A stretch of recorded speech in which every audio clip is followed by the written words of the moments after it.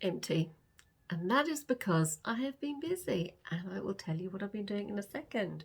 So welcome back if this is not your first time, and thank you for coming back if it's not your first time. And if it is your first time, I'm so glad you found me. My name is Deborah Carr, and I write historical fiction in that name. I also write contemporary romances as Georgina Troy. Those are my Deborah Carr books, and over there my Georgina Troy ones. And I've written a few books, thrillers, as Ella Drummond. So it's been a busy few days. My daughter and her partner have had a couple of friends over. Hello, Mo and Ryan. If you look at this, it was lovely meeting you in person, and it was great to spend some time with you.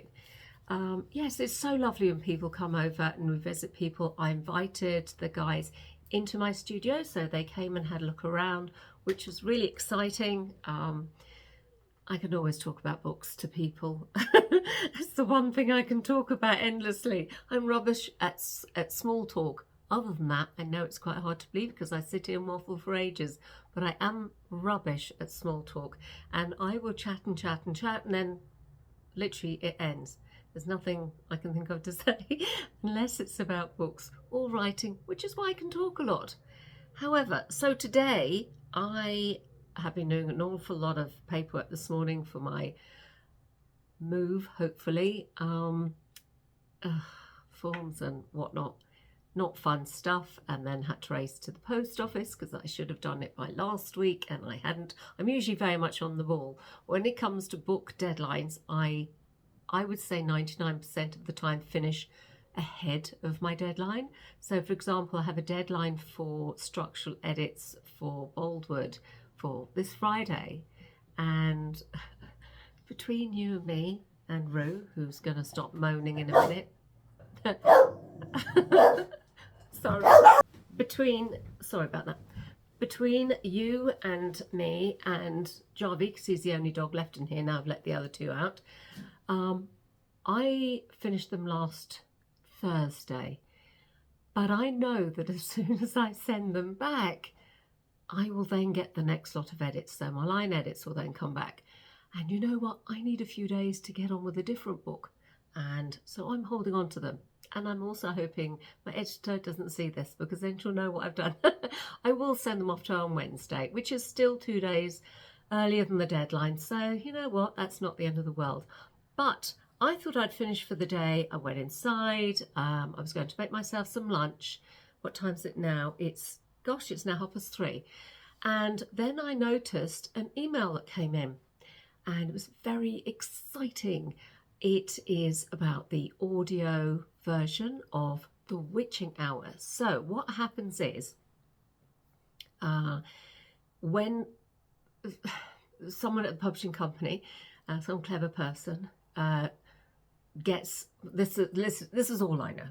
They put together a short list of audition tapes for the narrator for the book. Now, I've only ever so far had one narrator who's done the male and female voices, but I'm very excited that for The Witching Hour, I have a female narrator and a male narrator. And Kira at HarperCollins has put together a short list of audition tapes. So each narrator did 2 or 3 audition tapes from different parts of the book for me. So that was 3 female tapes, 3 female narrators with their tapes to listen to and decide upon, and 3 male. And gosh, it gets so confusing because these people are so talented. She also put forward, they told me Kira's favourite choices. She obviously does this all the time. And I agreed with her choice for the female narrator. There were 2 that I really liked, but one was especially I thought would fit my character, fit Briar and her mother Diana's voices.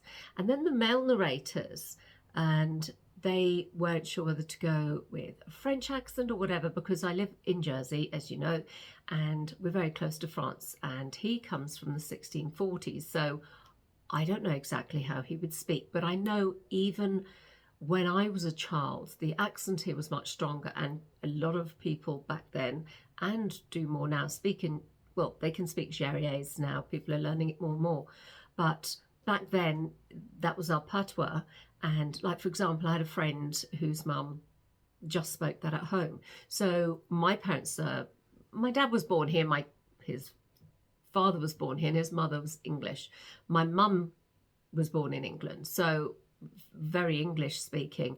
So I've never learnt any Jerry's, and my parents obviously don't speak the patois. But so we're very English speaking, as most people here are now, unless you obviously come from somewhere else.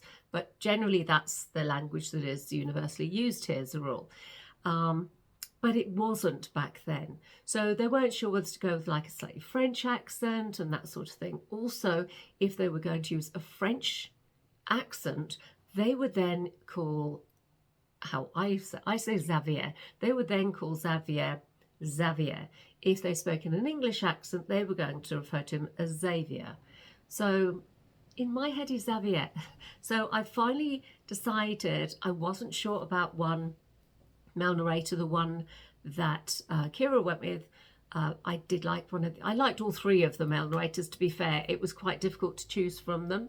But then the one with the French accent, I realised that I think it was his French accent that was putting me off. So then what I did was, it wasn't enough that the poor man sent me 3 tapes. I then went to Audible and looked up his name, as I did with the other 2 as well, and listened to samples of published books by other people that they had narrated. And just to hear that, because of course these are voice actors, so they will use their voice in a different way with a different book. And so I've now told them the book that I listened to that I really liked his voice in, so that's Kira's choice. And then as a second choice, the other choice I had. But they were all very, very good. And then I said that, just to be really awkward, because as I think I just said, if they were going with the English accent, then they would use Xavier. If they were going with the French accent, they call him Xavier. And I said, we in Jersey, although we speak English as a rule, most of our roads and place names, a lot of them are in French, and we say them in the French way. So yes, for example, I'm trying to think of, everything. I just don't want to give my road away. But a road fairly near here, let's say. Why can't I think of anything? I think my brain is a bit scrambled from listening to all this. Anyway, we say them in the French way. So I said, please, could they refer to Xavier? Could they speak with an English accent but refer to him as Xavier, not Xavier? Because it just, I'm not going, well, I will listen to this at some point. I always do listen to my audiobooks at some point, but I need probably a year or 2 before I can. Otherwise, it's just a bit too close, and I'm still too close to remembering how I felt writing that scene or whatever, and I can't distance myself enough from it. So yes, so that's what I've asked, and I've gone back and I've said, these are what I like and whatever. So we shall see. They're very, very good at going with what the author likes, because I suppose it's how we see it, but also how I see it might be a little bit too close and therefore not exactly right for how it will be for a reader or listener to listen to.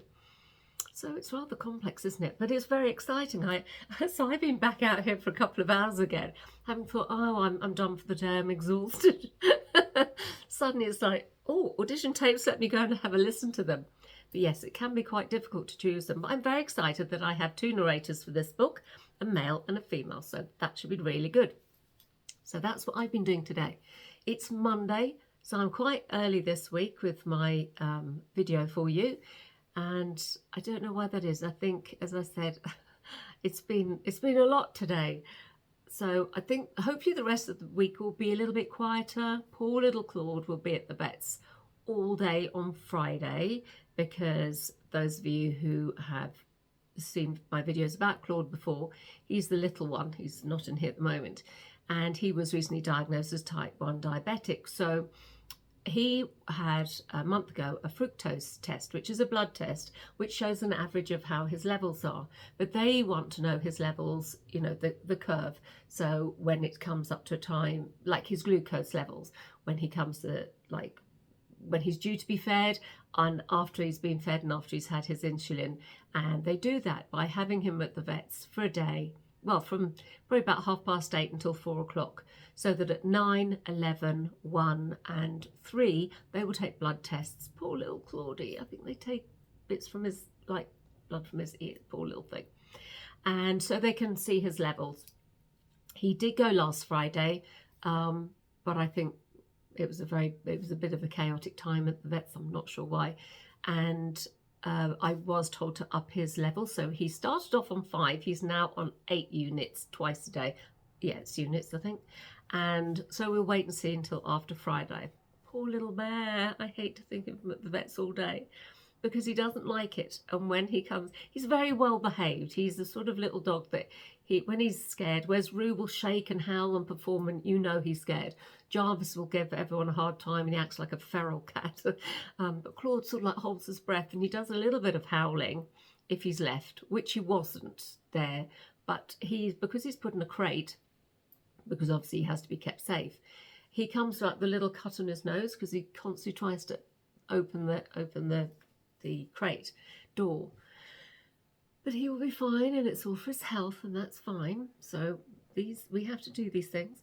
So that's what we're doing this week. But apart from that, I'm sorting through stuff, putting stuff together to take to some of the many charity shops we have here. And yeah, I will be busy. I'll be writing a first draft of the book as well. Yes, I forget. I also work during the day. I also will be writing, and I will aim to write my best thing to write when I'm doing a first draft. I aim to write between 2,000 and 3,000 words a day. Usually it's about 2,500 words.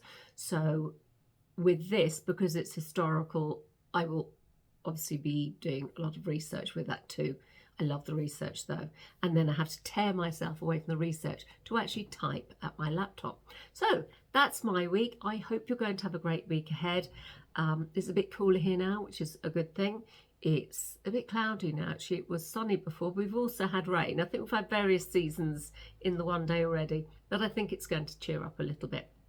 So I hope you have a lovely day and a lovely week ahead, and I will chat to you very soon. Thank you for joining me again. Oh, and do subscribe if you haven't already, maybe. And do leave a comment if you wish to. I love